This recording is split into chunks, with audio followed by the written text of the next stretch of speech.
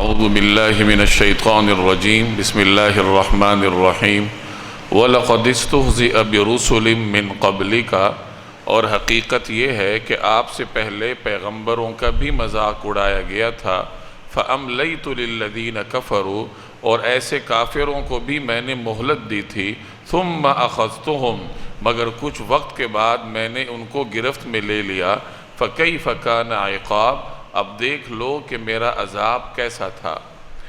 گزشتہ آیات میں آپ نے پڑھا تھا کہ مشرکین مکہ کی جانب سے نت نئی فرمائشیں ہوتی تھیں۔ کبھی وہ کہتے تھے کہ یہ جو مکہ مکرمہ کے پہاڑ ہیں، وادی تنگ ہے، ان پہاڑوں کو یہاں سے ہٹا دیا جائے اور وادی کو کھول دیا جائے تاکہ ہمارا راستہ کھل جائے۔ کبھی وہ کہتے تھے کہ جس طریقے سے ملک شام میں نہریں بہتی ہیں، چشمے ہیں، اور ہمارے ہاں چٹیل پہاڑ ہیں، یہاں چشمے نہیں ہے، سبزہ نہیں ہے، زرخیزی نہیں ہے، تو ہمارے ہاں بھی چشمے ہونے چاہیے۔ تو اس قسم کے مختلف مطالبات کرتے تھے کہ معجزات آنے چاہیے، معجزہ ہونا چاہیے اور ہماری فرمائش کے مطابق معجزہ آنا چاہیے۔ رسول اللہ صلی اللہ علیہ وسلم کے دست اقدس پر معجزہ ظاہر ہو اور ہمارے مطالبے کے مطابق معجزہ ظاہر ہو۔ اس قسم کے مطالبات کرتے تھے، استہزاء کرتے تھے، دین کا مذاق بناتے تھے۔ جب مسلمان نماز پڑھتے تھے تو وہ تالیاں پیٹتے تھے۔ مختلف طریقوں سے دین کا اور دین کے احکامات کا مذاق اڑاتے تھے۔ اس پر اللہ تبارک و تعالی اس آیت میں جناب رسول اللہ صلی اللہ علیہ وسلم کو تسلی دیتے ہوئے فرما رہے ہیں کہ اگر یہ آپ کے احکامات اور آپ کی تعلیمات کا استہزاء بناتے ہیں، اس کا مذاق اڑاتے ہیں، تو ان سے پہلے بھی بہت ساری اقوام ایسی گزری تھیں جو اپنے پیغمبروں پر ایمان تو نہیں لائے لیکن ان کے تعلیمات کا مذاق بھی بناتے رہے۔ ایمان لانا تو دور کی بات ہے، وہ ان کی تعلیمات کا مذاق بناتے تھے۔ تو ایسے لوگ پہلے بھی بہت سارے گزرے ہیں، اور اللہ فرما رہے ہیں کہ میں نے ان کو مہلت دی تھی۔ اللہ تعالیٰ ہر آدمی کو مہلت دیتا ہے۔ اللہ کی بارگاہ میں یہ انتظار کیا جاتا ہے کہ یہ آدمی اپنے کیے کرائے سے توبہ تائب ہو جائے اور نیک راستے پر چل جائے۔ لیکن جب آدمی نیک راستے پہ چلنے کا نام نہیں لیتا، برائی پر ڈٹا رہتا ہے، پھر آخرکار اللہ کی جانب سے رسی کو کھینچ لیا جاتا ہے۔ پہلے رسی دراز کی جاتی ہے کہ شاید یہ نیک راستے کی طرف آ جائے، لیکن جب انسان پہ حجت تمام ہو جائے، کسی بھی صورت وہ نیکی کی طرف آنے پر آمادہ نہ ہو، تو بالآخر اللہ کی جانب سے رسی کو کھینچ لیا جاتا ہے۔ اس کی مدت عمر تمام ہو جاتی ہے یا اس پر اور کوئی آزمائش آ جاتی ہے، تو اس کا ذکر ہے کہ مذاق وہ بھی اڑاتے تھے اور میں نے انہیں مہلت بھی دی تھی، لیکن انہوں نے مہلت سے فائدہ نہ اٹھایا، اپنے کفر میں آگے بڑھتے رہے، پھر بالآخر میں نے انہیں پکڑ میں لے لیا اور دیکھ لو کہ میرا عذاب کیسا ہے۔ یعنی اللہ تبارک و تعالی کی طرح عذاب کوئی دے نہیں سکتا، نہ اللہ کی طرح انعام کوئی دے سکتا ہے اور نہ اس کی طرح کا عذاب کوئی دے سکتا ہے۔ اس کا انعام جتنا بڑا ہے اسی طریقے سے اس کی سزا بھی بہت سخت ہے۔ جنت کے انعامات جتنے بڑے ہیں، دوزخ کی سزا بھی اللہ نے ایسی ہی سخت رکھی ہوئی ہے۔ تو اسی کا ذکر ہے وَلَقَدِ اسْتُهْزِئَ بِرُسُلٍ مِّن قَبْلِكَ۔ استہزاء مذاق اڑانے کو کہتے ہیں کہ اے پیغمبر، حقیقت یہ ہے کہ آپ سے پہلے پیغمبروں کا بھی مذاق اڑایا گیا تھا، لوگوں نے ان کا بھی مذاق بنایا تھا۔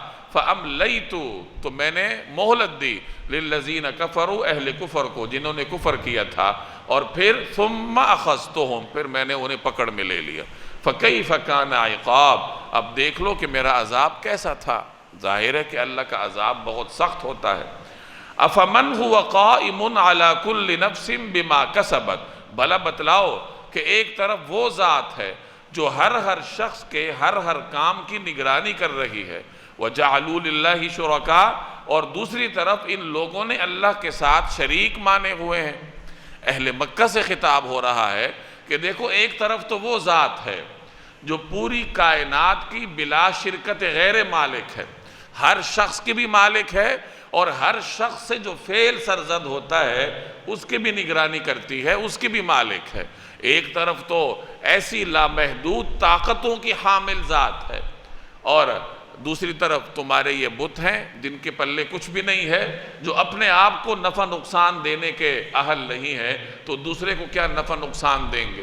اب تم نے اس لامحدود طاقت رکھنے والی ذات کے ساتھ ان لوگوں کو شریک بنایا ہوا ہے، یعنی یہ مشرکین کو توجہ دلائی جا رہی ہے ایک نئے اسلوب کے ساتھ کہ دیکھو اللہ کی طاقت لامحدود ہے، تم غور تو کرو، کوئی ایسی ذات دنیا میں اور تمہیں نظر آتی ہے جو اللہ کی طرح لامحدود طاقتوں کی حامل ہو؟ اگر نہیں ہے تو پھر اللہ کو بلا شرکت غیر ہر قسم کی طاقت کا منبع تسلیم کرو اور صرف اسی کی عبادت کرو۔ تو فرمایا افمن ہوا قائم، بھلا جو ذات نگران ہے علی کل نفس، ہر شخص کی، ہر ذی روح کی، بما کسبت، ان چیزوں کی جو وہ کماتا ہے، یعنی ہر شخص جو کچھ کماتا ہے، مراد افعال ہیں کہ ہر آدمی کے جو بھی افعال ہیں اللہ تعالیٰ اس آدمی کا بھی مالک ہے، اس کا بھی نگران ہے، اور اس کے جو افعال ہیں اس کا بھی مالک ہے، اس کا بھی نگران ہے۔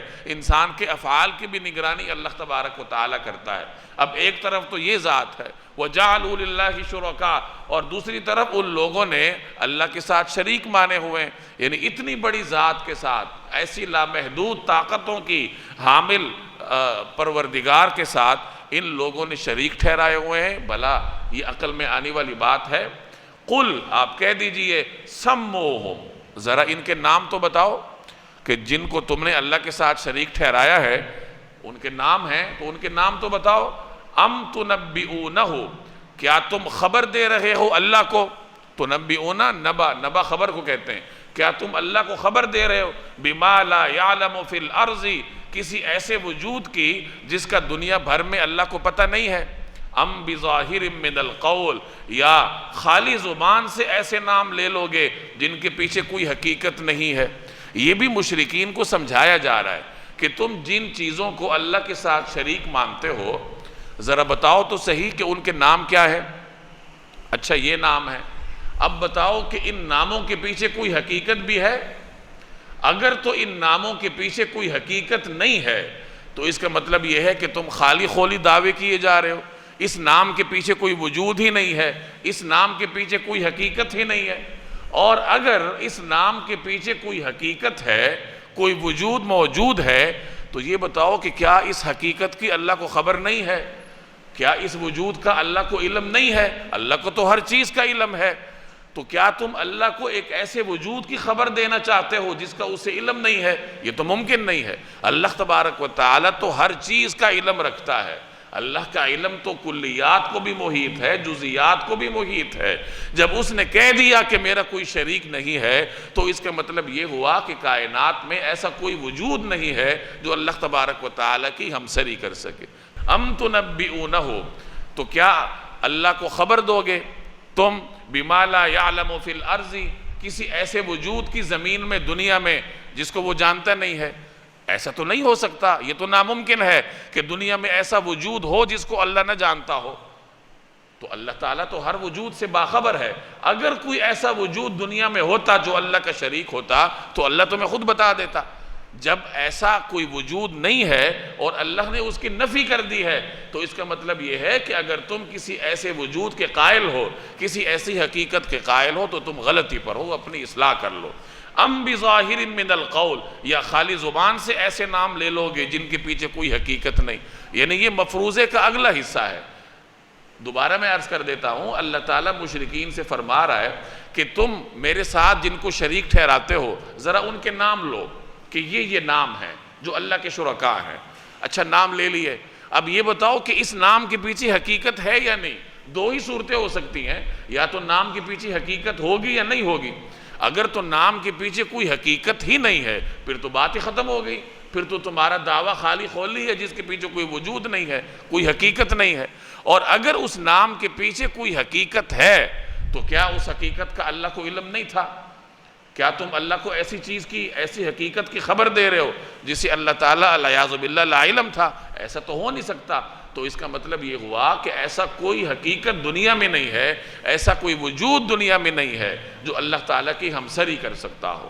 بل زُيِّنَ لِلَّذِينَ كَفَرُوا مَكْرُهُمْ، حقیقت تو یہ ہے کہ ان کافروں کو اپنی مکارانہ باتیں بڑی خوبصورت لگتی ہیں، وَصُدُّوا عَنِ السَّبِيلِ، اور ان کی ہدایت کے راستے میں رکاوٹ پیدا ہو گئی ہے، وَمَن يُضْلِلِ اللَّهُ، اور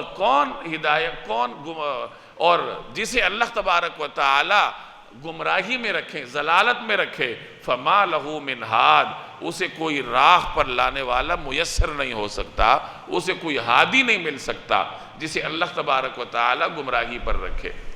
سب سے خطرناک صورتحال اس انسان کی ہوتی ہے جو اپنے غلط کاموں کو بھی دین کا حصہ سمجھتا ہو، جو در حقیقت غلط کام کر رہا ہے لیکن وہ سمجھ رہا ہے کہ میں اچھا کام کر رہا ہوں۔ جس کے غلط کاموں کو شیطان اس کے سامنے اچھا بنا کر پیش کرے، ایسے آدمی کی تباہی میں کوئی شک نہیں ہوتا۔ جو آدمی غلط کام کرتا ہے اور غلط سمجھ کر کرتا ہے تو اس کے دل پر ایک بوجھ ہوتا ہے، اس کا ضمیر بوجھ محسوس کرتا ہے، اور ہو سکتا ہے کہ اس بوجھ تلے دب کر وہ کل کو توبہ طائب ہو جائے۔ تو غلط کام کو غلط سمجھنے والا وہ تو توبہ کر سکتا ہے، لیکن غلط کام کو جو درست سمجھتا ہے، جس کے غلط کاموں کو شیطان اس کے سامنے خوشنما بنا کر پیش کرتا ہے، اس کے لیے تو توبہ کا کوئی راستہ ہی نہیں ہے۔ وہ تو اپنے آپ کو درست راستے پر سمجھتا ہے تو وہ توبہ کیوں کرے گا؟ تو خوب سمجھ لیجئے کہ اگر کوئی آدمی غلط کام کرنے کے باوجود اپنے ان غلط کاموں کو خوشنما سمجھتا ہے تو وہ سب سے زیادہ خطرے کا شکار ہے، کیونکہ اس کو توبہ کی توفیق نہیں ہوگی۔ قل هل انبئکم بالاخسرین اعمالا، آپ کہہ دیجئے کہ میں کیا تمہیں ایسے لوگوں کے بارے میں بتاؤں جو کہ سب سے زیادہ خسارے میں ہیں اعمال کے حساب سے۔ یہ وہ لوگ ہیں کہ جو دنیا میں گمراہی کے راستے پر تھے اور وہ سمجھتے تھے کہ ہم تو نیک کام کر رہے ہیں۔ سیدنا عمر رضی اللہ تعالی عنہ ایک مرتبہ کسی کلیسا کے پاس سے گزرے تو انہوں نے دیکھا کہ پادری ہے اور تھکا ہوا چہرہ ہے اس کا۔ وہ لوگ بہت محنت کرتے تھے، عیسائیوں کے جو پادری تھے اور ان کے جو راہب ہوتے تھے وہ اپنے دین کے معاملے میں سخت محنت مشقت کرتے تھے۔ ان کے ہاں رہبانیت کا تصور ہے۔ رہبانیت کا مطلب دنیا کو چھوڑ دو، اپنے گھر کو چھوڑ دو، جنگل میں نکل جاؤ، ہر چیز چھوڑ کے بس ایک طرف ہو جاؤ اور اللہ کو راضی کرنے کی کوشش کرو۔ یہ انہوں نے اپنے طور پر ایجاد کر رکھا تھا۔ ایک عیسائی راہب کے حالات میں آتا ہے کہ وہ اپنی والدہ کو اپنے گھر بار کو چھوڑ کر باہر کسی کلیسا میں نکل گیا تھا، وہاں مراقبے کرتا تھا یا جو بھی کرتا تھا۔ اب اس کی ماں کو تڑپ تھی کہ میں اپنے بیٹے سے ملوں، تو اسے کسی طریقے سے اس کلیسا کی خبر مل گئی، تو وہ تلاش کرتے کرتے اس کلیسا پر آ گئی اور دروازے پہ کھڑے ہو کر بیٹے کو پکارنے لگی۔ جب بیٹے کو علم ہوا کہ ماں باہر آئی ہے تو اس نے باہر آنے سے انکار کر دیا۔ اس کا خیال یہ تھا کہ اگر میں ماں سے ملاقات کروں گا تو محبت جاگ اٹھے گی اور یہ محبت دین کے راستے میں رکاوٹ بنے گی۔ ماں سے ملنے کو، اس سے ملاقات کو وہ دین کے منافی سمجھتا تھا اور یہی ان کا تصور تھا۔ چنانچہ اس کی والدہ وہیں دروازے پر سسک سسک کر مر گئی، لیکن وہ پادری باہر آ کر ماں سے ملنے کو تیار نہ ہوا۔ اپنے آپ کو تکلیف میں ڈالنا، اس کو وہ دین سمجھتے تھے۔ جنگلات میں نکل جاتے تھے، جھاڑیوں میں رہتے تھے، زخم بنتے تھے اور زخموں کے اندر کیڑے پڑ جاتے تھے۔ اگر کیڑے نیچے گر جاتے وہ پھر اٹھا کے اوپر رکھتے تھے کہ یہ تمہاری خوراک ہے۔ جسم کو مشقت میں ڈالنا یہ ان کے ہاں دین کا حصہ تھا، اتنی سخت محنت کرتے تھے۔ تو ایسے ہی کوئی پادری ہوگا کسی کلیسا میں، تو سیدنا عمر رضی اللہ تعالی عنہ نے اس کو دیکھا تو رونے لگے اور یہ آیات پڑھی، هل اتاک حدیث الغاشیہ وجوہ یومئذ خاشعہ عاملۃ ناصبہ، کہ اس دن ان کے چہرے وہ جھکے ہوئے ہوں گے اور بہت سخت انہوں نے عمل کیے ہوں گے، تھکے ہوئے ہوں گے۔ عاملۃ ناصبہ یعنی ایسے چہرے جو اعمال کی وجہ سے تھکے ہوئے ہوں گے، لیکن ان کے اعمال ردی کی ٹوکری میں، کیونکہ وہ اللہ کے رسول کے بتائے ہوئے طریقے کے مطابق نہیں ہوں گے۔ تو اصل بات یہ ہے کہ انسان جو عمل کرے وہ جناب رسول اللہ صلی اللہ علیہ وسلم کی سنت کے مطابق ہو۔ جیسے آپ کسی درزی کو کپڑے دیتے ہیں تو اسے ناپ دیتے ہیں کہ اس ماپ کے مطابق کپڑے سی کر دو۔ اگر وہ اس ناپ میں کمی بیشی کرے گا تو آپ اس کو قبول نہیں کریں گے۔ تو اللہ نے ہمارے اوپر عمل کو لاگو کیا ہے، اور رسول اللہ صلی اللہ علیہ وسلم کی سنت وہ ایک قسم کا معیار ہے کہ اس معیار کے مطابق اعمال کرو گے تو اللہ کی بارگاہ میں قابل قبول ہیں۔ اس معیار سے اگر آگے پیچھے ہوں گے تو اللہ تبارک و تعالیٰ کو ایسے اعمال قبول نہیں ہیں۔ تو عمل ہونا چاہیے، سنت کے مطابق ہونا چاہیے، پھر جا کے انسان کے لیے کامیابی کے راستے کھلتے ہیں۔ تو جیسے میں نے آیت پڑھی کہ اللہ فرماتا ہے قُلْ هَلْ أُنَبِّئُكُمْ بِالْأَخْسَرِينَ أَعْمَالًا الَّذِينَ ضَلَّ سَعْيُهُمْ فِي الْحَيَاةِ الدُّنْيَا۔ آپ ان سے کہہ دیجئے کہ میں ایسے لوگوں کے بارے میں آپ کو بتاؤں جو کہ اعمال کے اعتبار سے سب سے زیادہ خسارے میں ہوں گے۔ یہ وہ لوگ ہیں الَّذِينَ ضَلَّ سَعْيُهُمْ فِي الْحَيَاةِ الدُّنْيَا، یہ وہ لوگ ہوں گے جو کہ جن کے اعمال دنیا میں گمراہ تھے، جن کے اعمال خراب تھے۔ وَهُمْ يَحْسَبُونَ أَنَّهُمْ يُحْسِنُونَ صُنْعًا، اور وہ یہ سمجھتے تھے کہ ہم تو بڑے اچھے کام کر رہے ہیں، ہم تو نیک کام کر رہے ہیں، ہم تو اللہ کو راضی کرنے کے لیے کر رہے ہیں۔ تو یہ سب سے خطرناک بات ہوتی ہے۔ تو یہاں بھی یہی فرمایا کہ ان کافروں کو اپنی مکارانہ باتیں بڑی خوبصورت لگتی ہیں، یعنی یہ کافر سمجھتے تھے کہ یہ جو ہم باتیں کر رہے ہیں یہ تو بہت اچھی ہیں، ان کے ذریعے بت راضی ہوں گے، بت راضی ہوں گے تو اللہ تعالیٰ راضی ہوگا، اور بس ہماری دنیا جو ہے وہ سنور جائے گی۔ تو اگر کوئی شخص صاحب ایمان ہے، ایمان رکھتا ہے، ایمان رکھتے ہوئے سنت کے خلاف کام کرتا ہے، اس کو دین سمجھتا ہے، اس کو خوشنما سمجھتا ہے کہ میں اس کے ذریعے اللہ کو راضی کروں گا، تو اس کا یہ عمل بھی اس کو تباہی سے دوچار کرے گا۔ وَمَن يُضْلِلِ اللَّهُ، اور جسے اللہ گمراہی میں پڑا رہنے دے، فَمَا لَهُ مِنْ هَادٍ، اسے کوئی راہ پر لانے والا میسر نہیں آ سکتا۔ اللہ تعالیٰ گمراہی میں اسی کو پڑا رہنے دیتا ہے جو سیدھے راستے پر آنا نہیں چاہتا۔ ہدایت طلب کرنے سے ہوتی ہے، اگر کسی آدمی کے اندر طلب ہی نہ ہو اللہ ایسے کو ہدایت نہیں دیتا۔ قرآن کریم ہدایت ہے لیکن متقین کے لیے، ذَلِكَ الْكِتَابُ لَا رَيْبَ فِيهِ هُدًى لِّلْمُتَّقِينَ، یہ وہ کتاب ہے جس میں کوئی شک نہیں ہے، یہ ہدایت ہے، لیکن کس کے لیے؟ متقین کے لیے۔ اب غیر متقین کے لیے کیا ہدایت ہے؟ ظاہر ہے غیر متقین کے لیے بھی قرآن کریم ہی ہدایت ہے، لیکن غیر متقین قرآن کریم سے ہدایت حاصل کرتے نہیں ہیں۔ جیسے بارش برستی ہے تو ساری زمین پر برستی ہے، لیکن جو زمین کا زرخیز حصہ ہوگا وہ تو بارش کو جذب کر لے گا، بارش سے فائدہ اٹھائے گا، اور جو سیم زدہ ہوگا، تھور زدہ ہوگا، چٹیل حصہ ہوگا، اس پر سے پانی بہہ جائے گا، اسے کوئی فائدہ نہیں ہوگا۔ اسی طریقے سے قرآن کریم کی ہدایت بھی ایک بارش کی طرح ہے، بارش کی طرح برستی ہے، لیکن اس سے فائدہ وہی لوگ اٹھاتے ہیں جن کے دل میں طلب ہوتی ہے۔ تو یاد رکھیے کہ اللہ سے ہدایت مانگنی پڑتی ہے، ہدایت طلب کرنی پڑتی ہے، ہدایت طلب کرنے کے لیے تگ و دو کرنی پڑتی ہے، محنت کرنی پڑتی ہے، پھر جا کے اللہ تبارک و تعالی انسان کو ہدایت دیتا ہے۔ اگر آدمی ایسا نہ کرے، گمراہی کے راستے پہ چلے اور گمراہی کے راستے پر مطمئن رہے، تو ایسے شخص کے بارے میں یہاں فرمایا کہ جس کو اللہ تعالیٰ گمراہی پر پڑا رہنے دے تو اسے کون ہدایت پر لائے گا۔ لَهُمْ عَذَابٌ فِي الْحَيَاةِ الدُّنْيَا، ایسے لوگوں کے لیے دنیاوی زندگی میں بھی عذاب ہے، وَلَعَذَابُ الْآخِرَةِ أَشَقُّ، اور یقیناً آخرت کا عذاب کہیں زیادہ بھاری ہوگا۔ وَمَا لَهُم مِّنَ اللَّهِ مِن وَاقٍ، اور کوئی نہیں ہے جو انہیں بچا سکے، جو انہیں اللہ سے بچا سکے، یعنی اللہ تعالیٰ سے کون بچائے گا؟ اللہ تبارک و تعالی ہر چیز پر قدرت رکھتا ہے، جب کوئی اللہ کی پکڑ میں آتا ہے تو اللہ کے سوا کوئی اسے بچا نہیں سکتا۔ مثل الجنت التي وعد المتقون، وہ جنت جس کا متقی لوگوں سے وعدہ کیا گیا ہے، تجری من تحتها الانہار، اس کا حال یہ ہے کہ اس کے نیچے نہریں بہتی ہیں، اکلها دائم وظلها، اس کے پھل بھی سدا بہار ہیں اور اس کی چھاؤں بھی، اس کا سایہ بھی۔ تلک عقبى الذین اتقوا، یہ انجام ہے ان لوگوں کا جنہوں نے تقوی اختیار کیا۔ وعقبى الکافرین النار، جبکہ کافروں کا انجام دوزخ کی آگ ہے۔ اب یہاں اہل جنت کی مثال اللہ نے دی ہے کہ ان کے لیے اللہ کے ہاں کیا انعام ہے، تو فرمایا کہ جنت ان لوگوں کے لیے بطور انعام ہے جو متقی ہیں۔ متقی کا مطلب جو اللہ کے حدود کا خیال رکھے، تلک حدود اللہ فلا تعتدوها، یہ اللہ کی مقرر کردہ حدود ہیں، ان سے تجاوز نہ کرو۔ جگہ جگہ قرآن کریم میں اللہ نے زندگی کے مختلف معاملات کے بارے میں مختلف حد بندیاں مقرر کی ہیں، ان حدود کو پار کرنے والا تقوی کے دائرے سے باہر چلا جاتا ہے، ان حدود کے اندر رہنے والا تقوی کے دائرے میں رہتا ہے، اور وہی شخص متقی کہلاتا ہے۔ ساری زندگی یہ سوچتے رہنا کہ کہیں میرا یہ عمل حدود سے تجاوز تو نہیں ہے، کہیں میرا یہ عمل حدود سے بہت پیچھے تو نہیں ہے، تو ساری زندگی یہی غور و فکر کر کے ہی عمل کرتے رہنا، یہ تقوی ہے۔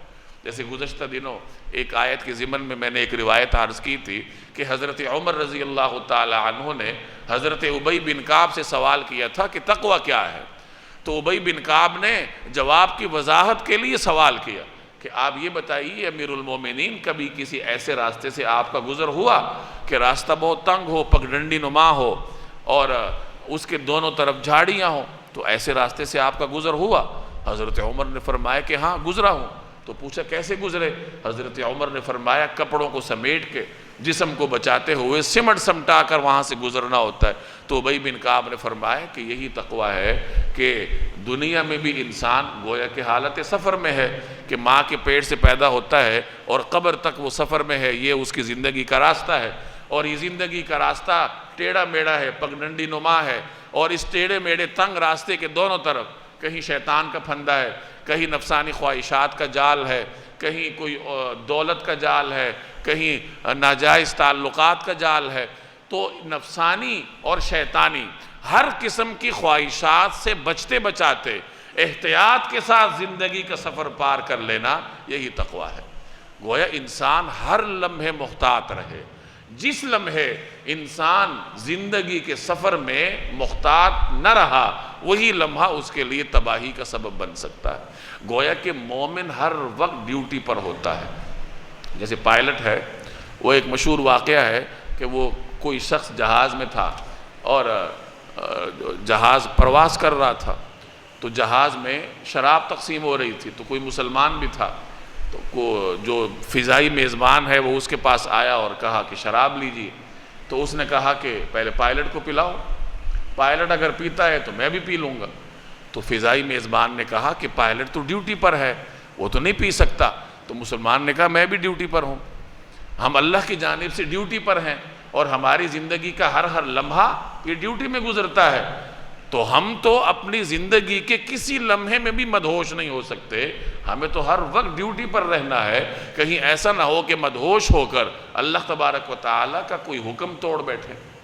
تو بہرحال مومن وہ ہے جو ساری زندگی اس تصور کے ساتھ گزارے کہ کہیں میری زندگی کا کوئی لمحہ اللہ تبارک و تعالیٰ کے طے کردہ حدود سے تجاوز کی حالت میں نہ گزرے۔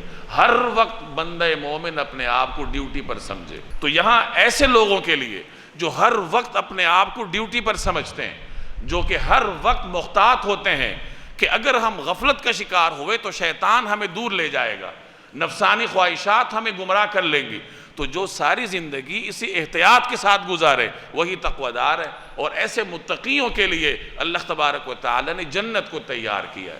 یعنی جو آدمی اس دنیا میں اپنی نگاہوں پر پردہ بٹھاتا ہے، غیر محرم کو نہیں دیکھتا، ناجائز چیزوں کو نہیں دیکھتا، تو ایسی نگاہوں کے لیے اللہ تبارک و تعالی نے جنت کی نعمتیں مقرر کی ہیں۔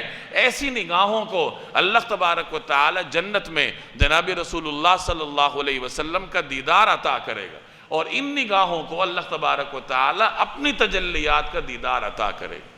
اسی طریقے سے جو کان دنیا میں پابندیاں برداشت کریں، غیر شرعی چیز نہ سنیں، جن چیزوں سے اللہ نے منع کیا ہے ان چیزوں سے اپنے کانوں کی حفاظت کریں، تو ایسے کانوں کو قیامت والے دن حضرت داؤد علیہ السلام کی زبان اطہر سے زبور سننا میسر ہوگا۔ ایسے کانوں کو قیامت والے دن فرشتوں کے نغمے میسر ہوں گے، قرآن کریم کی تلاوت ان کو سنوائی جائے گی۔ تو بہرحال دنیا میں جب آدمی اپنی حسیات پر پابندی بٹھاتا ہے تو قیامت والے دن اللہ تبارک و تعالیٰ اس کو پھر جنت کی نعمتوں سے فیض یاب کریں گے۔ ایسا نہیں ہوگا کہ دنیا میں آپ اپنی آنکھوں کو شتر بے مہار کی طرح چھوڑیں کسی قسم کی کوئی پابندی ان پر نہ بٹھائیں، اور پھر یہ تصور کریں کہ اللہ تعالیٰ ان آنکھوں سے ہمیں جنت میں نبی کریم صلی اللہ علیہ وسلم کا دیدار بھی کروائے گا، اور ان آنکھوں سے ہمیں جنت کی نعمتوں کا بھی دیدار کروائے گا۔ تو ایسا نہیں ہوگا۔ دنیا میں انسان کو پابندیاں برداشت کرنی پڑیں گی، اور جہاں اس سے غلطی ہو جائے فوراً توبہ کرنی پڑے گی، اور پھر دوبارہ نیک راستے پر آنا پڑے گا۔ تو جو آدمی دنیا میں پابندیاں برداشت کر لے وہی متقی ہے، اور جو متقی ہے اس کے لیے اللہ نے جنت بنائی ہے۔ اور جنت کی صفت کیا ہے؟ تجری من تحتها الانہار، اس کے نیچے نہریں بہتی ہیں۔ یعنی آپ تصور کیجئے کہ ایک ایسا باغ ہے کہ جس کے نیچے سے نہر گزر رہی ہے، تو وہ کتنا خوشنما منظر ہوگا، کتنا خوشکن منظر ہوگا۔ اور یہ خوشنما منظر جنتی کو نصیب ہوگا، ہمیشہ کے لیے نصیب ہوگا۔ دنیا میں آپ اگر تفریحی مقام پر جاتے ہیں تو تھوڑے وقت کے لیے جاتے ہیں، پھر آپ کو لوٹ کے گھر آنا پڑتا ہے، اور تفریحی مقامات کا موسم ایسا ہوتا ہے کہ آپ زیادہ دیر وہاں رہ بھی نہیں سکتے، تھوڑی دیر کے لیے جا کر پھر واپس آنا ہوتا ہے۔ نہ وہاں کا موسم برداشت ہوتا ہے، نہ وہاں کے اخراجات برداشت ہوتے ہیں، پھر آدمی کو لوٹ کے آنا پڑتا ہے، ان مناظر کو چھوڑنا پڑتا ہے۔ لیکن جنت کے مناظر ہمیشہ ہمیشہ کے لیے ہیں، ہمیشہ ہمیشہ کے لیے وہ جنتی کو میسر ہوں گے۔ جو آدمی دنیا میں اپنی نگاہوں پر پردے بٹھائے گا، پابندیاں رکھے گا، تو قیامت کے دن اللہ ایسی ہی شخص کو پھر جنت کی یہ نعمتیں عطا کرے گا، اسے ہی یہ منظر نصیب ہوں گے۔ اکلھا دائم، اس کے پھل دائمی ہیں، سدا بہار ہیں۔ جنت کے پھلوں کا ذائقہ بھی مختلف، ہر پھل کا ذائقہ دوسرے سے مختلف، ایک جنس کے پھل کے ہر دانے کا ذائقہ دوسرے سے مختلف۔ یعنی ایک سیب آپ کھائیں گے، دوسرا کھائیں گے تو دوسرے کا ذائقہ یکسر مختلف ہوگا۔ جیسے کہا جاتا ہے کہ جنتی کو پھل پیش کیا جائے گا تو وہ کہے گا یہ تو میں نے ابھی کھایا تھا، تو اسے کہا جائے گا کہ کھا کر تو دیکھو، تو جب وہ کھائے گا تو اس کا ذائقہ یکسر مختلف ہوگا۔ اور یہ نعمتیں دائمی ہوں گی، یہ ختم ہونے والی نہیں۔ وَظِلُّهَا، اور جنت کی چھاؤں بھی ہمیشہ کے لیے ہے، یعنی اس کی میٹھی چھاؤں ایسی ہے کہ وہ جنتی کو ہمیشہ کے لیے میسر ہوگی۔ ایک روایت کا مفہوم ہے، بلکہ قرآن کریم کی آیت ہے، لا يرون فیہا شمسا ولا زمہریرا، سورہ دہر میں، کہ جنتی جنت میں نہ تو سورج کی تپش کو دیکھیں گے اور نہ سردی کی سختی کو دیکھیں گے، موسم کی شدت نہیں ہوگی، بلکہ انتہائی معتدل موسم جو کہ جنتیوں کو سکون میسر کرے گا، یہی موسم جنتی کے لیے ہمیشہ ہمیشہ کے لیے ہوگا۔ تِلْكَ عُقْبَ الَّذِينَ اتَّقَوْا، یہی انجام ہے ان لوگوں کا جنہوں نے تقوی اختیار کیا۔ وَعُقْبَ الْكَافِرِينَ، اور کافروں کا عقبہ، ان کا انجام کیا ہے؟ النار، آگ ہے۔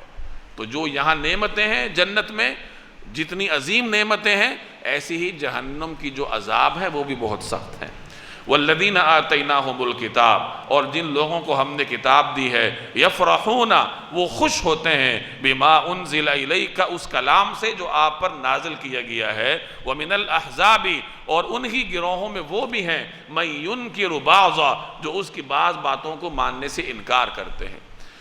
اہل کتاب یہود اور عیسائیوں کو کہا جاتا ہے۔ اہل کتاب میں سے بعض منصف مزاج لوگ بھی تھے۔ یہ قرآن کریم کا امتیاز ہے کہ وہ اہل کتاب کے انصاف پسند لوگوں کی تعریف کرتا ہے۔ جیسے 7ویں پارے کے آغاز میں وَإِذَا سَمِعُوا مَا أُنزِلَ إِلَى الرَّسُولِ تَرَىٰ أَعْيُنَهُمْ تَفِيضُ مِنَ الدَّمْعِ مِمَّا عَرَفُوا مِنَ الْحَقِّ۔ نجاشی کے دربار میں جب صحابہ کرام نے قرآن کریم کی تلاوت کی تو نجاشی اور اس کے درباری جو کہ اہل کتاب تھے، انجیل کے علماء تھے، قرآن کریم کی آیات سن کر ان کی آنکھوں سے آنسو بہنے لگے، تو قرآن کریم نے ان کی تعریف کی۔ اسی طریقے سے یہود اور عیسائیوں کے جو لوگ دیانتدار تھے، قرآن کریم نے ان کی بھی تعریف کی۔ تو یہ تعلیم ہمیں یہ سکھاتی ہے کہ دشمن کی اچھائی کی تعریف کرنی چاہیے۔ مسلمان کو دشمن کے ساتھ بھی انصاف کرنے کا حکم ہے، دشمن کے ساتھ بھی ظلم نہیں کیا جاتا۔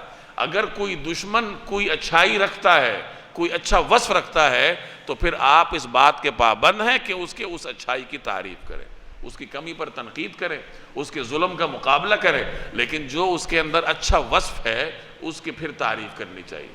اور ہمارا طرز عمل یہ ہے کہ دشمن تو ایک طرف، ہم مسلمانوں کی اچھائیوں کی بھی تعریف نہیں کرتے۔ اگر کوئی آدمی آپ سے اختلاف رکھتا ہے، چاہے وہ مذہبی اختلاف ہے، چاہے وہ سیاسی اختلاف ہے، تو آپ اس آدمی کو اتنا دور کر دیتے ہیں، اس کی ہر اچھائی پر ایسا پانی پھیر دیتے ہیں جیسے کہ اس کے اندر دنیا کی کوئی اچھائی نہیں۔ اور جو شخص آپ کے قریب ہے، آپ کا ہم نوا ہے، چاہے سیاسی طور پر ہو یا مذہبی طور پر ہو، تو بس اس کی جو کمی کوتاہیاں ہیں وہ بھی آپ کو اچھائیاں نظر آتی ہیں۔ یہ طرز عمل ایک مسلمان کے شایان نشان نہیں ہے۔ مسلمان وہ ہے جو دوست کی غلطی پر تنقید کرنے کی جرت رکھ سکے، اور مسلمان وہ ہے جو دشمن کی اچھائی کی تعریف کرنے کی بھی جرت رکھتا ہو۔ تو یہاں ان اہل کتاب کی تعریف کی گئی ہے جو کہ انجیل یا تورات کا علم رکھتے تھے اور قرآن کریم کی آیات نازل ہونے سے خوش ہوتے تھے کہ اللہ تبارک و تعالیٰ کا کلام ہے جو کہ ہماری طرف متوجہ ہے، تو ان کی تو تعریف کی گئی۔ لیکن اہل کتاب میں سے وہ لوگ جو کہ قرآن کریم کے بعض حصوں کا انکار کرتے تھے، ان کا بھی ذکر ہوا کہ اگر اہل کتاب میں سے ایسے لوگ ہیں جو کہ قرآن کریم کی کچھ احکامات کا انکار کرتے ہیں یا اپنی کتاب کے کچھ حصوں کے منکر ہیں۔ اپنی کتاب کے کچھ حصوں کے منکر ہونے کا مطلب یہ کہ ان کی کتاب میں حضور علیہ السلام کے بارے میں پیشن گوئیاں موجود تھیں، تو وہ ان پیشن گوئیوں کا انکار کرتے تھے۔ تو بہرحال جو لوگ اچھائی رکھتے تھے، قرآن کریم نے ان کی اچھائی بیان کی۔ قل، آپ کہہ دیجئے، انما امرت، مجھے تو یہ حکم دیا گیا ہے، ان اعبد اللہ، کہ میں اللہ کی عبادت کروں، ولا اشرک بہ، اور اس کے ساتھ کسی کو خدائی میں شریک نہ مانوں، الیہ ادعو، اسی بات کی میں دعوت دیتا ہوں، والیہ مآب، اور اسی کی طرف مجھے لوٹ کر جانا ہے۔ اب دیکھیے اس آیت میں عقیدہ توحید بھی ہے، عقیدہ رسالت بھی ہے، قرآن کریم کی حقانیت کا بھی بیان ہے، عقیدہ آخرت بھی ہے۔ قل انما امرت ان اعبد اللہ ولا اشرک بہ، اس آیت میں عقیدہ توحید کا بیان ہے، الیہ مآب، اسی کی طرف میں نے لوٹ کر جانا ہے۔ اس آیت کے اس حصے میں عقیدہ آخرت کا بیان ہے، اور بیان کرنے والے جناب رسول اللہ صلی اللہ علیہ وسلم ہیں۔ قل، آپ بیان کیجئے، اس میں عقیدہ رسالت کا بیان ہے، اور اس سے پیچھے قرآن کریم کی بات گزری، اس میں قرآن کریم کی حقانیت کا بیان ہے۔ تو یہ آیت مضامین کی ایسی جامعیت رکھتی ہے کہ اس میں اللہ تبارک و تعالی نے ہمارے تمام بنیادی عقائد کو بیان فرمایا، اور ہمیں یہ بھی بیان فرمایا کہ دعوت کی بنیاد کیا ہوتی ہے۔ دعوت کی بنیاد یہی ہے کہ آپ لوگوں کو اللہ کی طرف بلائیں، اللہ کی عبادت کی دعوت دیں، اللہ کو ایک ماننے کی دعوت دیں، اللہ پر توکل کرنے کی دعوت دیں۔ یہ دعوت کی بنیاد ہے، یعنی وہ دعوت جو ہم سب نے دینی ہے، جو ہم میں سے ہر ایک کا فریضہ ہے۔ جناب رسول اللہ صلی اللہ علیہ وسلم کے ختم نبوت کے طفیل، یہ دعوت کا فریضہ ہر مسلمان کا فریضہ ہے۔ گزشتہ امتوں میں تو ایک نبی کے بعد دوسرا نبی آتا تھا جو دعوت کا فرض نبھاتا تھا۔ اس امت میں نبی کریم صلی اللہ علیہ وسلم کے بعد کسی پیغمبر نے نہیں آنا، تو دعوت کا فرض اللہ تبارک و تعالی نے پیغمبر کے بعد اس امت کے ہر فرد کو تفویض کیا ہے۔ تو یہ میرے اور آپ میں سے ہر فرد کا فرض ہے، اس کو سیکھنا پڑے گا، اور اس کی سیکھنے کی بنیادیں خود قرآن کریم میں موجود ہیں۔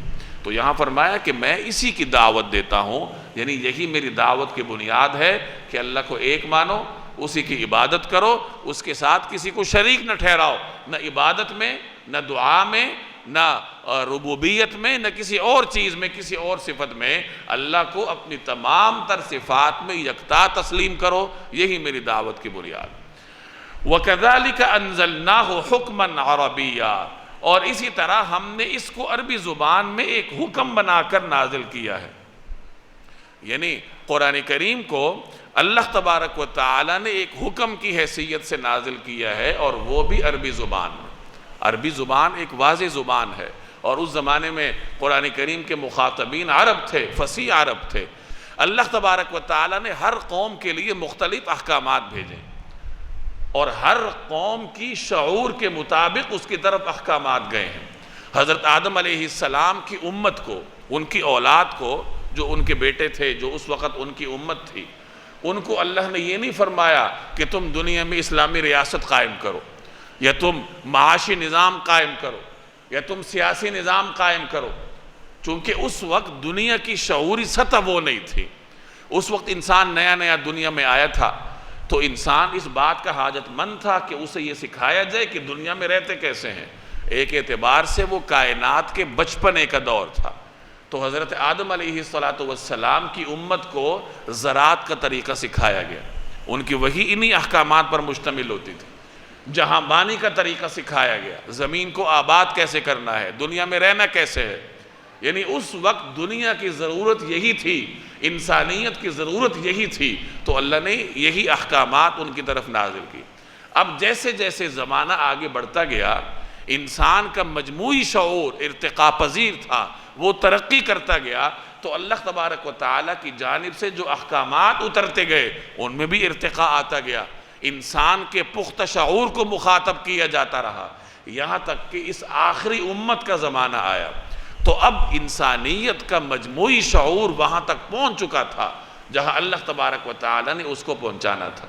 چنانچہ اب اس آخری امت کو جو کہ شعور کی پختگی کے عروج پر تھی، اللہ نے اس امت کی طرف ایک ایسا کلام نازل کیا جو ہر اعتبار سے جامع تھا، جو اپنے اندر جامعیت رکھتا تھا، اور اس جامع کلام کو اتارنے کے بعد اللہ نے وحی کا دروازہ بھی بند کر دیا اور دین کی تکمیل کا بھی اعلان کر دیا کہ انسانیت کو جن احکامات کی ضرورت تھی ان کی ضرورت پوری ہو گئی، اب اس دنیا میں مزید کسی قسم کا کوئی حکم نہیں آئے گا۔ تو اللہ تبارک و تعالیٰ نے ہر زمانے میں انسانوں کی ضرورت کو دیکھتے ہوئے ان کے لیے احکامات نازل کیے ہیں۔ تو قرآن کریم بھی ایسا ہی ایک حکم نامہ ہے جو اللہ تبارک و تعالیٰ نے اس امت کی ضروریات کو دیکھتے ہوئے ان کی ہدایت کے لیے نازل کی۔ اور چونکہ اس امت نے صدیوں تک رہنا ہے اور علوم کی ترقی پر اس نے گامزن رہنا ہے، تو اللہ نے قرآن کریم میں ایسی جامعیت پیدا کی ہے کہ اس کی آیات کو اگر ایک سادہ زمانے میں دیکھا جائے تو وہ بھی اس سے احکامات اخذ کر سکتے ہیں، اور اگر ایک ترقی یافتہ زمانے میں جو علوم کی معراج پر ہو اس تناظر میں اگر اس کی آیات پر غور کیا جائے تو وہ اس تناظر میں بھی انسانیت کو نئی سے نئی تعلیمات فراہم کرتا ہے۔ تو یہی فرمایا کہ ہم نے اس قرآن کریم کو عربی زبان میں ایک حکم نامہ بنا کر نازل کیا۔ وَلَئِنِ اتَّبَعْتَ أَهْوَاءَهُمْ، اور آپ کے پاس وَلَئِنِ اتَّبَعْتَ أَهْوَاءَهُمْ بَعْدَ مَا جَاءَكَ مِنَ الْعِلْمِ، اور آپ کے پاس جو علم آ چکا ہے اگر اس کے بعد بھی آپ ان لوگوں کی خواہشات کے پیچھے چلے، مَا لَكَ مِنَ اللَّهِ مِن وَلِيٍّ، تو اللہ کے مقابلے میں نہ تو آپ کا کوئی مددگار ہوگا وَلَا وَاقٍ، نہ کوئی بچانے والا۔ یہ رسول اللہ صلی اللہ علیہ وسلم کو مخاطب کر کے امت کو پیغام دیا جا رہا ہے کہ دیکھو تمہارے پاس قرآن کریم آ چکا ہے، اب قرآنی تعلیمات کو چھوڑ کر اگر آپ نے دشمنوں کے خواہشات کی اتباع کی، شیطان کے پیچھے چلے اور ان کی خواہشات کی اتباع میں قرآن کریم میں کوئی تغییر کر دی، کوئی تبدیلی کر دی، تو پھر یاد رکھو کہ اللہ کے مقابلے میں نہ تو کوئی تمہیں بچانا والا ہوگا اور نہ کوئی تمہارا مددگار ہوگا۔ وَلَقَدْ أَرْسَلْنَا رُسُلًا مِّن قَبْلِكَ، حقیقت یہ ہے کہ ہم نے آپ سے پہلے بھی بہت سے رسول بھیجے ہیں، وَجَعَلْنَا لَهُمْ أَزْوَاجًا وَذُرِّيَّةً، اور انہیں بیوی بچے بھی عطا فرمائے۔ مشرکین یہ اعتراض کرتے تھے کہ مَا لِهَذَا الرَّسُولِ يَأْكُلُ الطَّعَامَ وَيَمْشِي فِي الْأَسْوَاقِ، کہ یہ کیسے رسول ہیں جو کھانا بھی کھاتے ہیں، بازاروں میں بھی جاتے ہیں۔ اسی طریقے سے پیغمبروں نے ازدواجی زندگی گزاری ہے، تو منکرین کے لیے یہ بھی ایک معمہ تھا کہ یہ کیسے پیغمبر ہیں جن کی بیوی بچے۔ عام طور پر منکرین کا یہ سمجھنا ہوتا تھا کہ پیغمبر تو کوئی مافوق الفطرت ہستی ہونی چاہیے جو ہر ضرورت سے مستغنی ہو، کوئی فرشتہ ہو، کوئی اور ایسی مخلوق ہو، تو وہ ہماری طرف پیغمبر بنا کر بھیجی جاتی تو ہم اس کو تسلیم کرتے۔ لیکن اللہ تعالیٰ کی مشیت کچھ اور رہی ہے، چونکہ اللہ نے پیغمبر کے ذریعے انسان کو مکمل رہنمائی دینی تھی، تو پھر پیغمبر نے ہر پہلو سے زندگی گزار کر انسانوں کو رہنمائی فراہم کی ہے۔ پیغمبر نے عبادات بھی کی ہیں، پیغمبروں نے گھریلو زندگی بھی گزاری ہے، پیغمبروں نے معاشی زندگی بھی گزاری ہے، تاکہ انسانوں کی جو بھی ضروریات ہیں ان کی زندگی کے ہر پہلو کی ضرورت کو پیغمبر کی زندگی سے پورا کیا جائے اور انہیں رہنمائی دی جا سکے۔ تو ازدواجی زندگی یہ انسان کی ایک بنیادی ضرورت ہے، تو اللہ تبارک و تعالیٰ کے تمام پیغمبروں نے ازدواجی زندگیاں گزاری۔ سوائے حضرت یحییٰ علیہ السلام کے کہ انہوں نے تجرد والی زندگی گزاری، بغیر نکاح کے انہوں نے زندگی گزاری ہے۔ ان کے علاوہ دیگر انبیاء علیہ السلام نے ازدواجی زندگیاں گزاری ہیں، ایک سے زائد ازواج ان کے عقد میں رہی ہیں، اللہ نے انہیں اولاد سے نوازا تھا، ان کے صاحبزادے بھی تھے، ان کی صاحبزادیاں بھی تھیں۔ گھریلو زندگی گزار کر انبیاء علیہ السلام نے اپنی امت کو تعلیم دی ہے کہ گھریلو زندگی اس طریقے سے گزاری جاتی۔ نبی کریم صلی اللہ علیہ وسلم کی اپنی ایک گھریلو زندگی تھی، 11 ازواج مطہرات جناب رسول اللہ صلی اللہ علیہ وسلم کے حرم میں تھیں۔ آپ نے ایک گھریلو زندگی گزاری، آپ کی صاحبزادیاں تھیں، آپ کے صاحبزادے بھی تھے جو بچپن میں اللہ کو پیارے ہو گئے، آپ کے نواسے تھے، آپ کی نواسیاں تھیں۔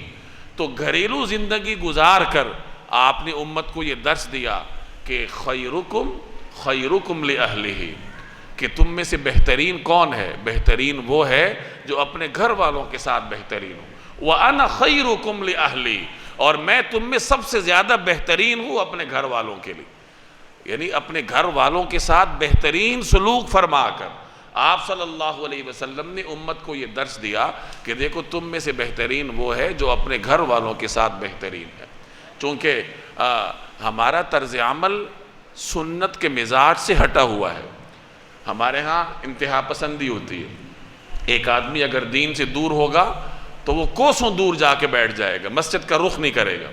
ایک آدمی اگر مسجد کی طرف مائل ہوگا، مذہب کے ساتھ دلچسپی رکھے گا، تو وہ دنیا کو پس پش ڈال دے گا، وہ گھریلو رشتوں کو چھوڑ دے گا، وہ والدین کو چھوڑ دے گا، وہ بیوی بچوں کے حقوق کو پامال کرے گا اور سمجھے گا کہ بس میں تو بس اللہ ہی کو راضی کر رہا ہوں۔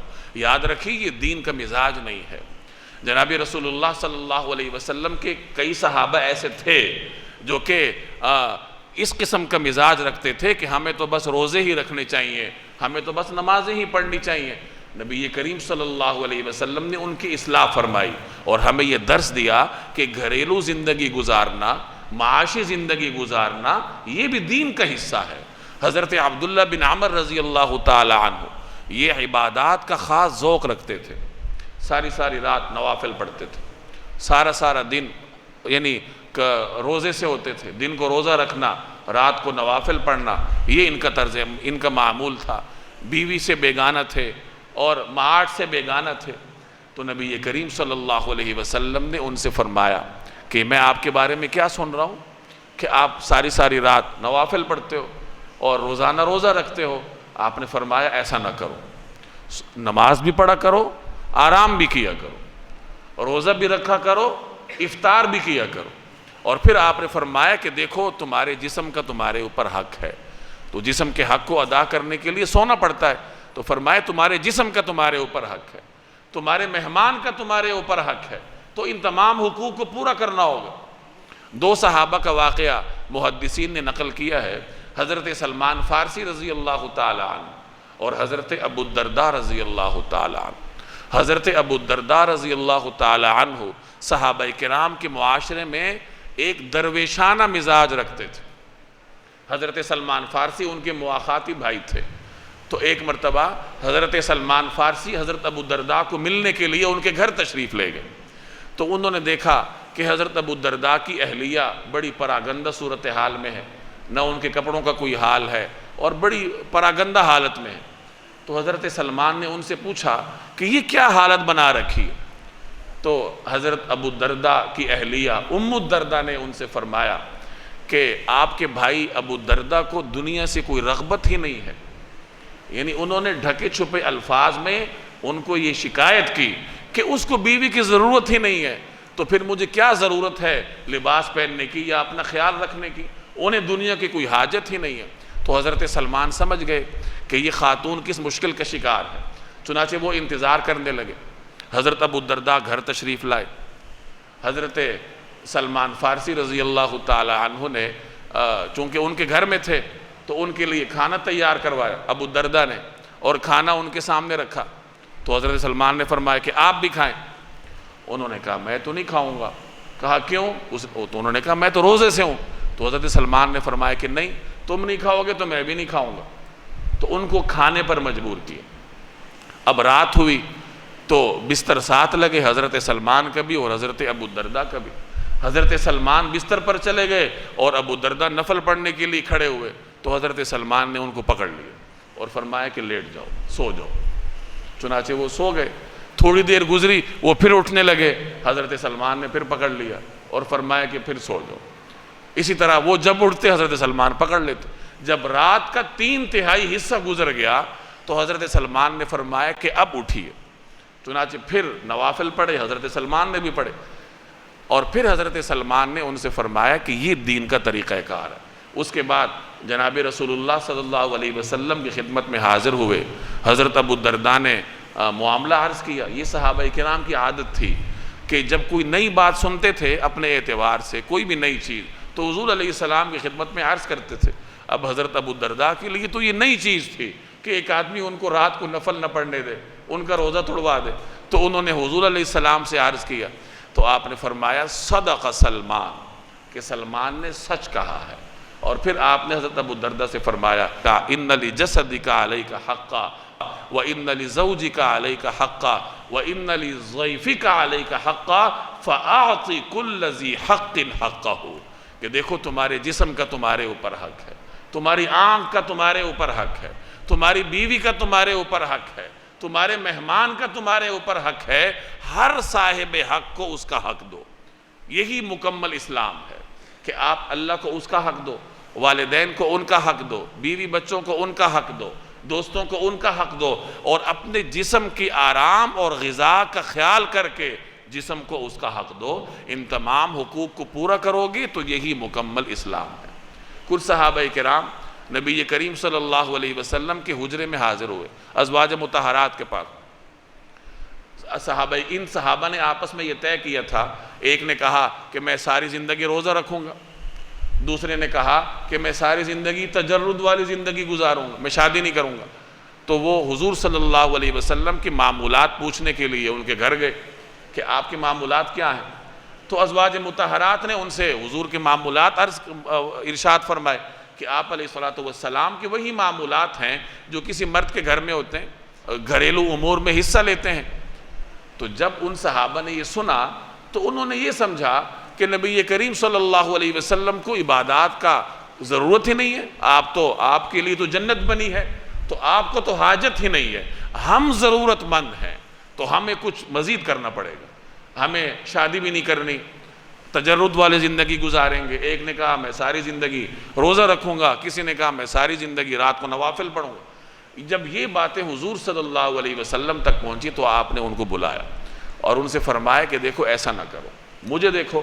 اور پھر آپ نے فرمایا کہ میں نکاح بھی کرتا ہوں، میں آرام بھی کرتا ہوں اور نوافل بھی پڑھتا ہوں، میں افطار بھی کرتا ہوں اور روزہ بھی رکھتا ہوں، میں نکاح بھی کرتا ہوں۔ اور پھر آپ نے فرمایا فمن رغب عن سنتی فلیس منی، کہ جو آدمی میری سنت سے اعراض کرے گا تو وہ مجھ سے نہیں ہے، اس کا میری تعلیمات سے کوئی تعلق نہیں ہے۔ یعنی یہ پورا دین ہے کہ آپ عبادات بھی کریں، گھر والوں کو ان کا حق دیں، والدین کی خدمت کر کے ان کا حق ان تک پہنچائیں۔ ہمارے ایک استاذ تھے، وہ باقاعدہ طلباء سے پوچھتے تھے کہ والدین سے اجازت لے کر آئے ہو؟ جو درس نظامی کی تعلیم حاصل کرتے تھے ان سے پوچھتے تھے کہ والدین سے اجازت لے کر آئے ہو؟ اگر کوئی طالب علم کہتا کہ میں نے اجازت نہیں لی یا مجھے اجازت ملی نہیں تو فرماتے کہ واپس جاؤ، تمہیں پڑھنے کی کوئی ضرورت نہیں ہے، کیونکہ درس نظامی کی 8 سالہ تعلیم حاصل کرنا یہ فرض نہیں ہے، اور والدین کی اطاعت کرنا فرض ہے۔ اگر والدین تمہیں اجازت نہیں دیتے تو پھر تمہیں پڑھنے کی ضرورت نہیں ہے۔ یعنی اگر دین کی بنیادی باتوں سے روکتے ہیں، اللہ کی نافرمانی پر مجبور کرتے ہیں، پھر تو ظاہر ہے اللہ کی نافرمانی میں مخلوق کی اطاعت نہیں ہے۔ لیکن اگر والدین نفل سے روکتے ہیں تو پھر رکنا پڑے گا، پھر والدین کی اطاعت کرنی پڑے گی۔ تو بہرحال گناہ میں اطاعت نہیں ہوتی، دین کی بنیادی چیزوں میں اطاعت نہیں ہوتی، لیکن اگر کوئی ایسی ضرورت ہو کہ آپ کو والدین کی راحت کے لیے کوئی مستحب درجے کا کام چھوڑنا پڑے تو وہ چھوڑ کر والدین کی اطاعت کرنی پڑے گی، اگرچہ یہ بات بہت ساروں کو سمجھ نہیں آتی۔ تو یہاں یہی فرمایا وَلَقَدْ أَرْسَلْنَا رُسُلًا مِّن قَبْلِكَ، حقیقت یہ ہے کہ ہم نے آپ سے پہلے بھی بہت سے رسول بھیجے، وَجَعَلْنَا لَهُمْ أَزْوَاجًا وَذُرِّيَّةً، اور انہیں بیوی بچے بھی عطا فرمائے ہیں۔ یعنی ان کفار کے اعتراض میں کوئی حقیقت نہیں ہے۔ تمام انبیاء علیہم السلام نے گھریلو زندگی گزاری ہے، یعنی ایک پیغمبر کے سوا، حضرت یحییٰ کے سوا دیگر تمام نے گھریلو زندگی گزاری۔ وَمَا كَانَ لِرَسُولٍ، اور کسی رسول کو یہ اختیار نہیں تھا أَن يَأْتِيَ بِآيَةٍ إِلَّا بِإِذْنِ اللَّهِ، کہ وہ کوئی ایک آیت بھی اللہ کے حکم کے بغیر لا سکے۔ لِكُلِّ أَجَلٍ کتاب، ہر زمانے کے لیے الگ کتاب دی گئی ہے۔ اب یہ بارگاہ رسالت کی حدود ہیں کہ اللہ تبارک و تعالی ہی احکامات میں تبدیلی کرتا ہے، اللہ ہی آیات کو نازل کرتا ہے، پیغمبر اپنی مرضی سے آیات لے کر نہیں آتے، اللہ تبارک و تعالی کی جانب سے ان پر آیات نازل ہوتی ہیں۔ تو فرمایا کسی رسول کو اللہ نے یہ اختیار نہیں دیا کہ وہ کوئی ایک آیت بھی اللہ کے حکم کے بغیر لا سکے۔ یمحو اللہ ما یشاء ویثبت، اللہ جس کو چاہتا ہے منسوخ کر دیتا ہے اور باقی رکھتا ہے۔ وَعِندَهُ أُمُّ الْكِتَابِ، اور تمام کتابوں کی جو اصل ہے وہ اسی کے پاس ہے۔ اللہ جس کو چاہتا ہے قائم رکھتا ہے، جس کو چاہتا ہے مٹا دیتا ہے، یعنی جس حکم کو اللہ نے باقی رکھنا ہے اس کو باقی رکھتا ہے، اور جس حکم کو مٹانا چاہتا ہے اس کو تبدیل کر دیتا ہے۔ احکامات میں نسخ ہوا ہے، کچھ احکامات اللہ نے منسوخ کیے ہیں، جیسے گزشتہ شریعتیں اللہ نے منسوخ کی، ایک پیغمبر کے آنے کے بعد پچھلے پیغمبر کی شریعت کو منسوخ کر دیا جاتا تھا، اب اگلے پیغمبر کی شریعت کو لے کر آگے چلنے کا انسان پابند ہوتا تھا۔ اس امت میں کوئی شخص یہ نہیں کہہ سکتا کہ میں حضرت عیسیٰ علیہ السلام کی شریعت کی اطاعت کرنا چاہتا ہوں۔ اب امت محمدیہ میں رہتے ہوئے جناب رسول اللہ صلی اللہ علیہ وسلم کی شریعت کی اطاعت کرنی ہوگی۔ اسی طریقے سے اس شریعت میں بھی اللہ نے اس کے نزول کے دوران تبدیلیاں کی ہیں، کچھ احکامات ایسے تھے جو مخصوص وقت کے لیے تھے، پھر اللہ تبارک و تعالیٰ نے اس کو تبدیل کر دیا، اب نیا حکم آ گیا۔ تو بہرحال اللہ کے دائرہ اختیار میں ہے کہ وہ کسی حکم کو باقی رکھتا ہے یا کسی حکم کو مٹا دیتا ہے۔ اور کچھ حضرات فرماتے ہیں کہ اس سے مراد تقدیر ہے، کہ اللہ تبارک و تعالیٰ کا دائرہ اختیار ہے کہ وہ کسی چیز کو باقی رکھتا ہے یا کسی چیز کو مٹا دیتا ہے۔ انسان کی تقدیر اللہ نے ازل سے طے کر رکھی، اور پھر جب کوئی انسان ماں کے پیٹ میں آتا ہے تو اللہ تعالیٰ فرشتوں کو اس کے بارے میں احکامات دیتا ہے کہ اس کی عمر اتنی ہوگی، اور اس کے بارے میں یہ لکھو کہ یہ شقی ہوگا یا سعید ہوگا، یعنی نیک بخت ہوگا یا بدبخت ہوگا، اور اس کا رزق اتنا ہوگا۔ تو یہ باتیں اس وقت اللہ کے حکم سے فرشتے لکھ لیتے ہیں، اور پھر ہر سال لیلۃ القدر کے موقع پہ اگلے سال کے نوشتے اللہ تبارک و تعالی فرشتوں کے سپرد فرما دیتے ہیں۔ تو یہ جو تقدیر ہے، انسان کیا کرے گا، اس کے لیے کیا ہے، یہ سب کچھ اللہ نے طے کر رکھا ہے، اور اس کو اللہ ہی تبدیل کرتا ہے۔ تقدیر اللہ کے حکم سے تبدیل ہوتی ہے۔ جیسے مختلف روایات میں آتا ہے کہ اگر کوئی آدمی یہ چاہتا ہے کہ اس کے رزق میں برکت ہو، اس کی زندگی میں برکت ہو، تو اسے چاہیے کہ صلہ رحمی کرے۔ رشتہ داروں کے ساتھ اچھا سلوک کرنا یہ انسان کی زندگی کو بڑھاتا ہے۔ والدین کی اطاعت کرنا یہ انسان کی زندگی میں برکت ڈالتا ہے، انسان کے رزق میں برکت ڈالتا ہے۔ تو یہ جو تبدیلی ہے کہ پہلے اتنا رزق ہے، اب والدین کی اطاعت کی وجہ سے اتنا رزق کا اضافہ ہے، یا اتنی زندگی ہے اور اب اطاعت کی وجہ سے اتنا اضافہ ہے، یہ تبدیلی کس نے کرنی ہے؟ اللہ تبارک و تعالی نے کرنی۔ بہرحال احکامات ہوں یا انسان کی تقدیر ہو، اس کو برقرار رکھنا یا اس کو مٹانا، یہ اللہ تبارک و تعالیٰ کا دائرہ اختیار ہے، اور وہی کرتا ہے، اور اسی کے پاس تمام کتابوں کی اصل ہے۔ تمام کتابوں کی اصل سے مراد لوح محفوظ ہے، جس میں اللہ تبارک و تعالیٰ نے ہر چیز کو طے کر رکھا ہے۔ وَإِمَّا نُرِيَنَّكَ بَعْضَ الَّذِينَ نَعِدُهُمْ أَوْ نَتَوَفَّيَنَّكَ، اور جس بات کی دھمکی ہم ان کو دیتے ہیں، چاہے اس کا کوئی حصہ ہم آپ کو دکھائیں یا آپ کو دنیا سے اٹھا لیں، فَإِنَّمَا عَلَيْكَ الْبَلَاغُ، بہرحال آپ کے ذمے تو صرف پیغام پہنچانا ہے، وَعَلَيْنَا الْحِسَابُ، اور حساب لینے کی ذمہ داری ہماری ہے۔ کفار کو اللہ تعالیٰ نے مختلف وعیدیں سنا رکھی تھی کہ تمہارے اوپر عذاب آئے گا، تمہیں ذلیل اور رسوا کیا جائے گا۔ اب یہاں یہ بتایا جا رہا ہے کہ چاہے وہ عذاب جناب رسول اللہ صلی اللہ علیہ وسلم کی حیات طیبہ میں آئے، جیسے غزوہ بدر میں کفار کو اللہ نے مسلمانوں کی تلواروں کے آگے ذلیل کر دیا تھا، فتح مکہ کے موقع پہ تمام دشمنوں کے سر اللہ نے جھکا دیے تھے، تو چاہے وہ سزا حضور صلی اللہ علیہ وسلم کی حیات طیبہ میں آئے یا آپ کے پردہ فرما جانے کے بعد آئے، یہ اللہ کا فیصلہ ہے کہ وہ کب ان کے اوپر عذاب بھیجتا ہے۔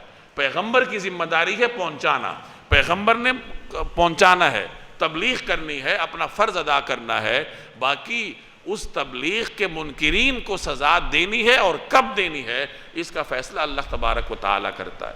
اولم یروا، کیا ان کو یہ نظر نہیں آتا، انا نأتی الارض ننقصها من اطرافها، کہ ہم ان کی زمین کو چاروں طرف سے گھٹاتے چلے آ رہے ہیں۔ ننقصها من اطرافها، اطراف طرف کی جمع، کہ زمین کی اطراف سے ہم ان کے اوپر زمین کو گھٹاتے چلے آ رہے ہیں۔ مفسرین فرماتے ہیں کہ اس کا ایک مطلب یہ ہے کہ اللہ تعالیٰ کفار کے قدموں کے نیچے سے ان کی زمین کھینچتا چلا جا رہا ہے اور مسلمانوں کو دیتا چلا جا رہا ہے۔ جیسے مدینہ طیبہ اللہ نے مسلمانوں کو عطا فرمایا، اس کے بعد وہاں سے یہود کو نکالا، یہود کو خیبر میں بھیجا، پھر خیبر سے بھی ان کو نکالا، خیبر کی زمین بھی اللہ نے مسلمانوں کو عطا کی، پھر بعد میں مکہ کی زمین بھی اللہ نے مسلمانوں کو عطا کی، طائف بھی مسلمانوں کے دائرہ اختیار میں آیا، اور روم کی طرف اور ایران کی طرف جو سرحدات تھیں وہاں کی مختلف بستیاں اللہ تعالیٰ مسلمانوں کو عطا کرتا رہا۔ یعنی مسلمانوں کی جو سرزمین تھی اس میں توسیع ہوتی جا رہی تھی اور کفار کی سرزمین میں کمی ہوتی جا رہی تھی۔ تو اللہ فرما رہا ہے کہ یہ بھی تمہارے لیے ایک اعتبار سے سزا ہے کہ اللہ تعالیٰ تمہارے حدود کو تنگ کرتا جا رہا ہے، تم سے زمین کھینچتا چلا جا رہا ہے۔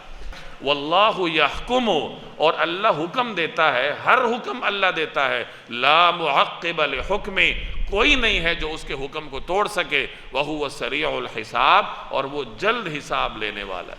وقد مکر الذین من قبلہم، اور جو لوگ ان سے پہلے گزرے ہیں چالیں انہوں نے بھی چلی تھیں، فللہ المکر جمیعا، لیکن چال تو تمام تر اللہ ہی کی چلتی ہے۔ مکر سے مراد خفیہ تدبیر ہے، جب یہ کفار کے لیے استعمال ہوگا تو مراد ان کی سازشیں ہوں گی، مراد ان کی چالیں ہوں گی۔ اللہ کے لیے استعمال ہوگا تو مراد اللہ کی خفیہ تدبیر ہوگی۔ کسی انسان کو کچھ پتہ نہیں ہے کہ اللہ نے اس کے بارے میں کیا طے کر رکھا ہے۔ ہمیں کوئی خبر نہیں ہے کہ اگر آج کے یہ لمحات اس مسجد میں گزر رہے ہیں تو نہ جانے آمدہ لمحات کس طریقے سے گزریں گے۔ یہی اللہ کی خفیہ تدبیر ہوتی ہے، اور ہر انسان کو اللہ کی خفیہ تدبیر سے لرزنا چاہیے کہ آج تو اللہ نے نیکی کی توفیق دی ہے، نہ جانے کل توفیق ہوگی یا نہیں ہوگی۔ تو بہرحال فرمایا کہ جو گزشتہ امتیں تھیں وہ بھی سازشیں کرتے رہے، مکر وہ بھی کرتے رہے، اللہ کی خفیہ تدبیر ان پر بھی کوڑا بن کر برستی رہی۔ یعلم ما تکسب کل نفس، ہر کوئی بھی شخص جو کچھ کرتا ہے سب اسے معلوم، یعنی اللہ سب جانتا ہے۔ وَسَيَعْلَمُ الْكُفَّارِ، اور کافروں کو عنقریب پتہ لگ جائے گا، لِمَنْ عُقْبَ الدَّارِ، کہ اصلی وطن کا نیک انجام کس کے حصے میں آتا ہے۔ وَيَقُولُ الَّذِينَ كَفَرُوا، اور جن لوگوں نے کفر اپنا لیا ہے وہ کہتے ہیں لَسْتَ مُرْسَلًا، کہ تم پیغمبر نہیں ہو، عقیدہ رسالت کا انکار کرتے ہیں۔ آپ فرما دیجئے، قل، آپ کہہ دیجئے، کفا باللہ شہیدہ بینی و بینکم، میرے اور تمہارے درمیان گواہی کے لیے اللہ کافی ہے۔ ومن عندہ علم الکتاب، نیز ہر وہ شخص جس کے پاس کتاب کا علم ہے۔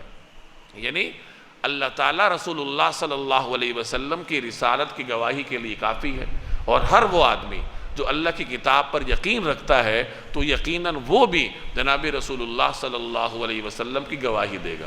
گویا کہ اگر یہ کفار ہر قسم کی عقلی دلیل سامنے آنے کے بعد بھی عقیدہ رسالت کے قائل نہیں ہوتے تو ان کو کہہ دو کہ اگر تم نہ بھی مانو تو ہمیں کوئی فرق نہیں پڑتا، کیونکہ اللہ جانتا ہے کہ میں نبی برحق ہوں اور یہ دین برحق ہے۔